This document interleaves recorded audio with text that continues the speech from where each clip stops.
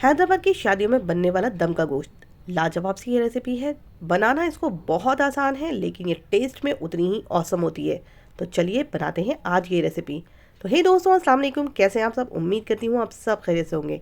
मैं हूँ आपकी दोस्त शाजिया और आप सबका वेलकम मेरे channel cook daily with Shazia में। आज इस रेसिपी को बनाने के लिए हम तैयार करेंगे घर में इसका सीक्रेट मसाला। और चूंकि दम का गोश्त है तो सब सोचते हैं दम का गोश्त बनाने के लिए बहुत ज्यादा टाइम की जरूरत होगी, तो आज हम बनाएंगे इसे अपने स्टाइल में, जिसमें हमारे टाइम भी कम लगेगा और हम बनाएंगे इसको बहुत ही आसानी के साथ। तो इस रेसिपी को पूरा सीखने के लिए बिल्कुल भी स्किप मत कीजिएगा। रेसिपी पसंद आ जाए तो वीडियो को लाइक कर दीजिएगा, चैनल को भी सब्सक्राइब कर लीजिएगा और सब्सक्राइब करने के बाद बेल आइकन का बटन भी जरूर प्रेस कीजिएगा ताकि मेरी आने वाली हर नई वीडियोस की नोटिफिकेशन आप तक मिलती रहे। चलिए तो फटाफट से स्टार्ट करते हैं अपनी रेसिपी को हम। अब जैसा कि मैंने आपको स्टार्टिंग में कहा था कि आज हम इसका बनाएंगे सीक्रेट मसाला, तो इसके लिए मैंने लिए हैं यहाँ पर 10 से 12 काजू, 10 से 12 बादाम, 1 चम्मच के करीब लिया है काली मिर्च, 2 स्टिक लिए हैं दालचीनी के, 4 से 5 छोटी इलायची, 4 से 5 लौंग लेंगे, 2 बड़े चम्मच लिए हैं साबुत खड़ा धनिए के, 2 बड़े चम्मच लिए हैं डेसिकेटेड कोकोनट का बुरादा। अगर आपको कोकोनट का टेस्ट बिल्कुल भी पसंद नहीं है तो आप इसको स्किप कर सकते हैं, लेकिन मैं कहूंगी कि आप इसको जरूर ऐड करें, क्योंकि ये भुनने के बाद जब इसका रोस्ट हो जाता है ना तो इसकी खुशबू बिल्कुल लाजवाब सी हो जाती है और बिल्कुल भी आपको इसका टेस्ट पता नहीं चलेगा। एक बार मेरे कहने पे इसको ज़रूर बना करके देखें। अब इसे इन सारी चीज़ों को हम चाहते तो अलग अलग रोस्ट कर सकते थे, लेकिन हम यहाँ पर सारी चीज़ों को एक साथ ही रोस्ट करेंगे, क्योंकि इससे हमारा काम आसान हो जाता है ना। बस एक साथ रोस्ट करने के टाइम पे हमें इस चीज़ का ख्याल रखना है कि यहाँ पर हमने कोकोनट को ऐड करा है तो इसे हमें बिल्कुल सेम आंच के ऊपर ही रोस्ट करना है, वरना ये कोकोनट जल्दी जलने लगता है। तो ख्याल रहे, अगर आप धीमी आंच पे चलाते हुए कंटिन्यू अगर इसको रोस्ट करते हैं ना, बहुत ही जल्दी ये सारी चीज़ें अच्छी तरीके से रोस्ट हो जाएंगी। देखा, आपसे बात करते करते हमारे तो रोस्ट हो गए हैं सारे मसाले। हम इनको करते हैं साइड और ठंडा होने देते हैं। हम बाकी की तैयारी करते हैं। यहाँ पर मैंने लिया है 400 ग्राम मटन।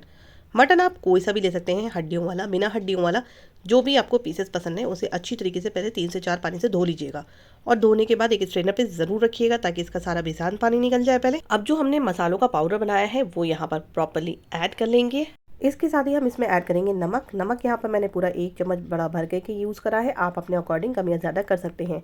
सिंपल से मसालों में हम यहाँ पर ऐड करेंगे 1 चम्मच जीरे का पाउडर, आधा चम्मच गरम मसाले का पाउडर, आधा चम्मच हल्दी पाउडर, 1 से 1.5 चम्मच हम ऐड करेंगे लाल मिर्चों का पाउडर और आधा चम्मच साथ में हम ऐड करेंगे लाल काश्मीरी मिर्च का पाउडर। इससे सिर्फ इसका कलर आता है, तो इसलिए इसको ज़रूर ऐड करिएगा, कलर बड़ा खूबसूरत हो जाता है। साथ में यहाँ पर तकरीबन हम 3 से 4 बड़े चम्मच ऐड करेंगे दही के, मुट्ठी भर तली हुई प्याज ऐड करेंगे, मुट्ठी भर हरा धनिया ऐड करेंगे और थोड़े चॉप करे हुए पुदीने भी साथ में ऐड करेंगे।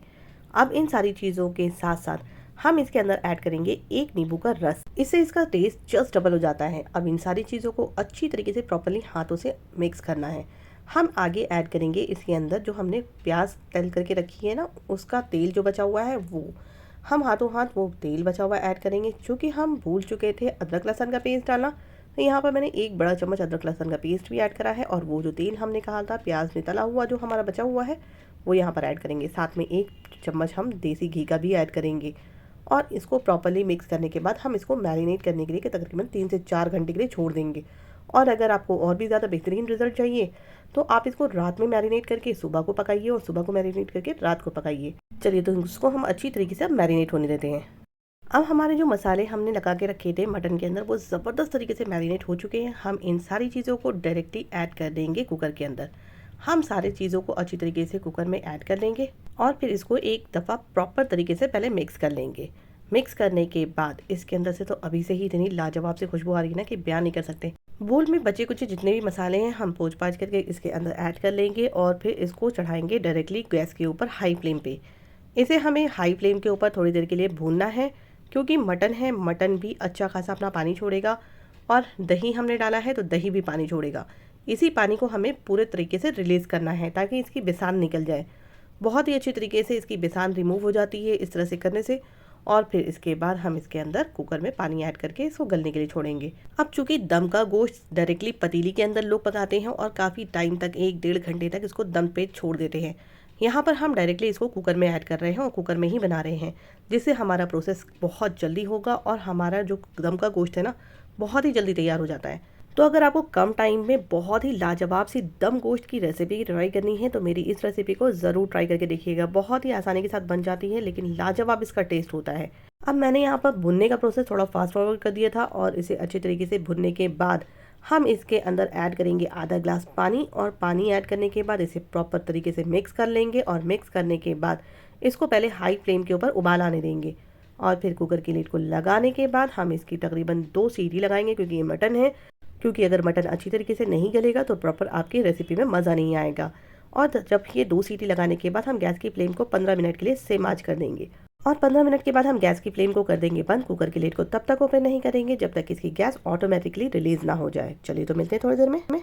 ये देखिए यहाँ पर कुकर की गैस ऑटोमेटिकली रिलीज़ हो चुकी थी और हमारा कुकर अच्छी तरीके से ठंडा हो गया था।